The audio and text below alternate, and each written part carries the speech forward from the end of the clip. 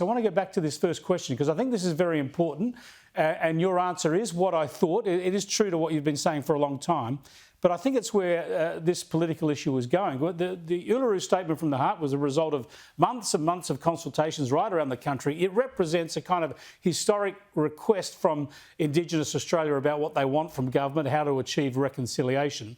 You're saying you clearly want to repudiate the whole thing.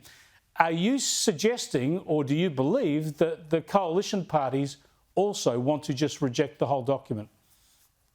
I can't speak on behalf of the coalition party and what their stance is. You've asked me my views about it. As far as I'm concerned, why should we do a treaty with other Australians? For what reason? You know, you can't tell me that Australians, Aboriginal Australians that are here today have more right to this land than what I do. You know, you treat people on an individual needs basis. This is what I've been calling for since 1996.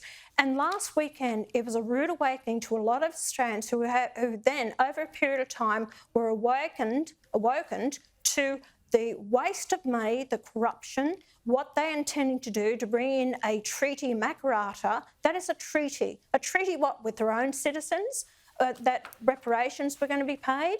Or, you know, who else knows what they were going to do? Make seats in Parliament available to Aboriginals purely based on their race. That's what I said today. Get rid of the race-based policies, and it should be clearly based on an individual needs basis. Then we'll get rid of these people who are claiming to be Aboriginal or part Aboriginal, probably as white as what I am, claiming to be Aboriginal. What's that got to do with it? Well, you know, what about the white part of them? You know, I'm sick and tired of hearing this. You know, we are all Australians, regardless of it. If you have a need, we've got 30% of Australians who are actually living in poverty and struggling, homeless. Why don't we look after them also? Treat them the same as what we consider the Aboriginals.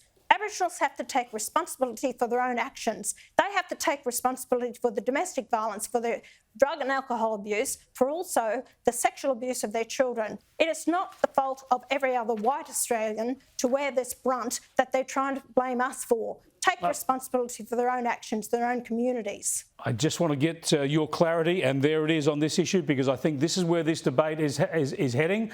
You're going to have the coalition parties opposing the Uluru Statement, not just the voice that's been and gone, but the whole shebang, and Labor trying to find some way to support it. So it's going to be fascinating, and it's going to make sure this division goes on a bit longer than we anticipated. Just briefly, before I let you go, a bit of breaking news. I want to get your comments on this. A tweet from your party today talks about Fraser Island, now known as K'gari, saying that the naming of that island to the Indigenous name should be rescinded. It should go back to Fraser Island. Just quickly, your argument for that?